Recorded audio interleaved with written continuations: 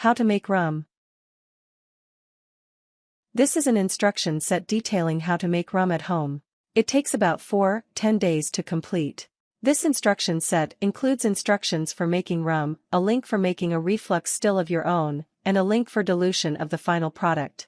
Rum has been in production since the 17th century in the Caribbean, where the majority of rum production still takes place. It was traditionally made from sugarcane juice, but now is usually made from molasses or brown sugar. Prep time, 4-6 weeks. Yield, approximately 2-3 L, 0.5-0.8 gallons. Rum ingredients: 2.5 kilograms, 5.5 pounds molasses, 2.5 kilograms, 5.5 pounds processed sugar, 20 L, 5.2 gallons distilled water, 42.5 g, 1.5 ounces hydrated yeast. Additional distilled water to dilute the final solution.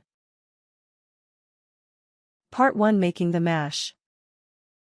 1. Begin by placing 20 L of water in a clean boiler. The operative word is clean. The slightest bit of contamination can spoil the rum. Before you start, make sure you're dealing with the cleanest ingredients in a sanitary area. Clean and then submerge any utensils you will be using in boiling water. Turn the heat off the boiling water and soak your pot or barrel in the near boiling water. Then dump the water. This will help kill off any potentially harmful germs. 2. Dissolve both the sugar and molasses in 20 liters of water over medium heat. The sugar will dissolve easily, but the molasses will be tougher to dissolve, as it is very sticky. Try not to boil the water. Continue to let it heat up until bubbles just start to form, and then turn the burner off. 3. Cool the solution to 28 degrees Celsius 82 degrees Fahrenheit and add the hydrated yeast. You may find it helpful to take out about 1 liter of the mash in a jug first. Try dissolving the yeast in the smaller jug. Then, when the mixture begins to foam up, incorporate with the rest of the wort.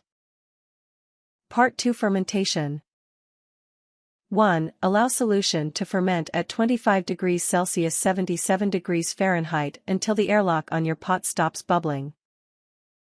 The yeast needs heat to keep converting sugar to alcohol, so be sure to store the wash in a warm place or keep the room artificially heated. The airlock on the pot will let the carbon dioxide out without letting oxygen in. It should take about 24-48 hours for the airlock to stop bubbling. The airlock is a really important piece of the fermentation process. You can make an airlock yourself pretty easily, or you can buy one inexpensively. Either way, be sure the airlock fits well and doesn't let additional air into the container.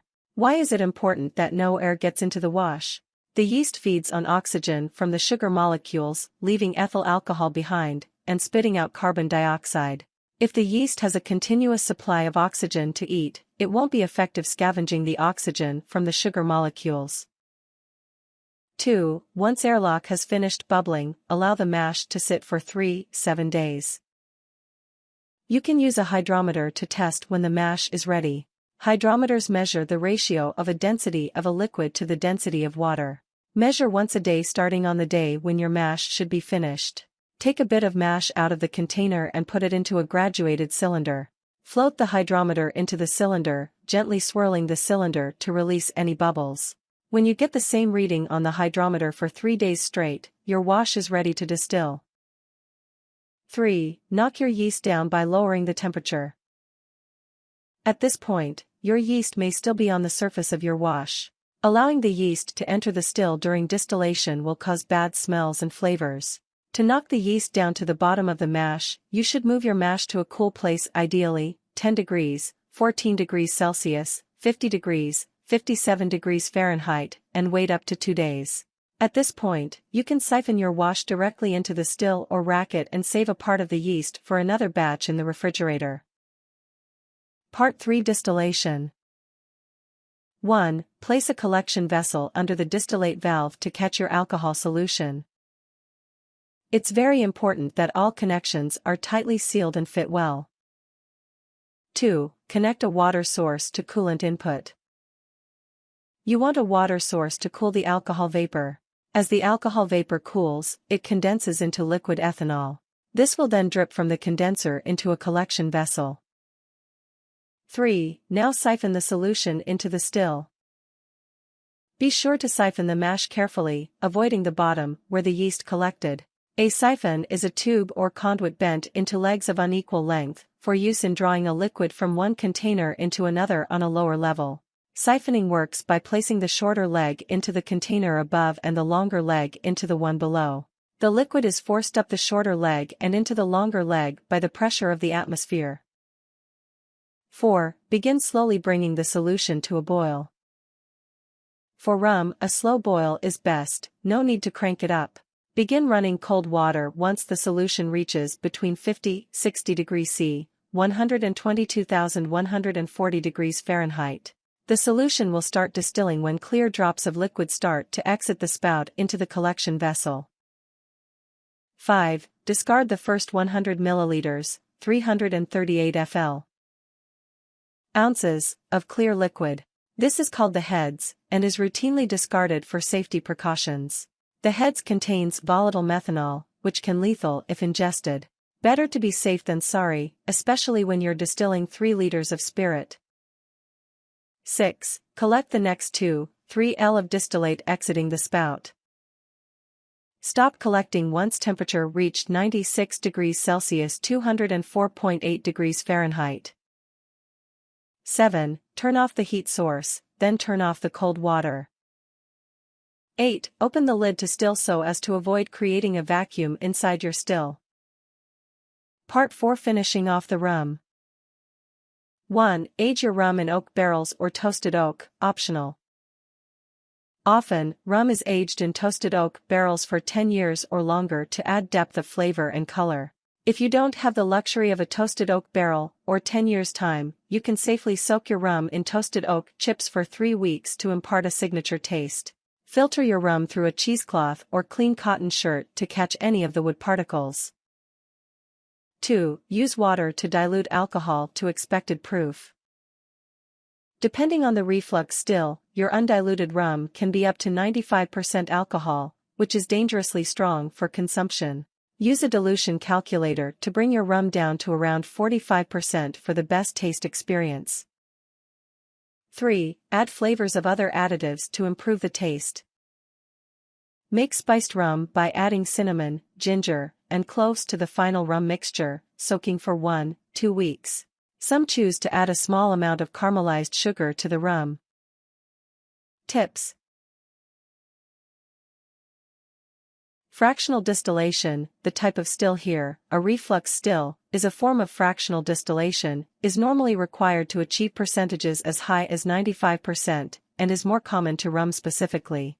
Pot still distillation, as used for whiskey, many other alcohols, and some so-called full-flavored rums, is nearer to 70% in double distiller process, or 80-88% in a triple distillation. Moonshine is not particularly known for its taste, although if you do achieve 95% solution it should be relatively flavorless, see neutral spirits. It will mellow considerably when aged in a stainless steel drum. Steel drums are the norm for white rum or some spiced rums, oak casks for gold spiced rums, and a charred oak cask for dark rum, but cask-based aging is a bit of a science in itself. Almost all liquors are aged for 1-2 years, a notable exception being corn whiskey, which may be flavored with sweet corn juice, and many for considerably longer. Filtration through charcoal can also help remove distasteful impurities, although this process is typically used for vodka, not rum. Common flavorings used in rums are coconut extract, clear, sugar cane juice. One common, and perhaps overall the most common, to all but white flavored rums is molasses. A flavoring in gold and spiced rum is often caramel. Spiced rum may have cinnamon extract, certainly tiny amounts, or honey. Another possibility for Haitian-inspired rums might also include tiny amounts of mace extract and or the flowers of basil. Yeast for making alcohols will not produce methanol. But other bacteria in the air and environment may contaminate the batch, although they are not common in all regions. A clean working environment, sterile gloves and containers for source materials, and pure source materials are essential to ensuring the safety of the batch. Thorough cleaning of the still, even dry sterilization, between uses is essential. Professional production may go so far as to replace the air in the still and aging vat with nitrogen, inert, and a flame retardant, to further limit risks, but this is not a cheap or easy thing to do at home. Tossing the early part of the batch has more to do with getting rid of unwanted flavors, but in professional settings this is still lost. In fact, considerably more is lost, through safe preheating near but not up to the boiling point of ethanol, 80%. About 60 C, while still in the aging tank, and open to air to allow the material to escape. Try using a larger pot next time. Otherwise you will have one gooey mess. Also a funnel would help when pouring into containers. If you age it at home, it's best to set it in a shed or someplace shaded outside, from after the spring thaw until the first frost of fall. Evaporation rates, the Angel share, ranges from 2% in Scotland to 8–12% from Puerto Rico to the equator. Aging with a tiny amount of glycerin, 5 ml L, a common food sweetener and preservative, can help mellow the flavor.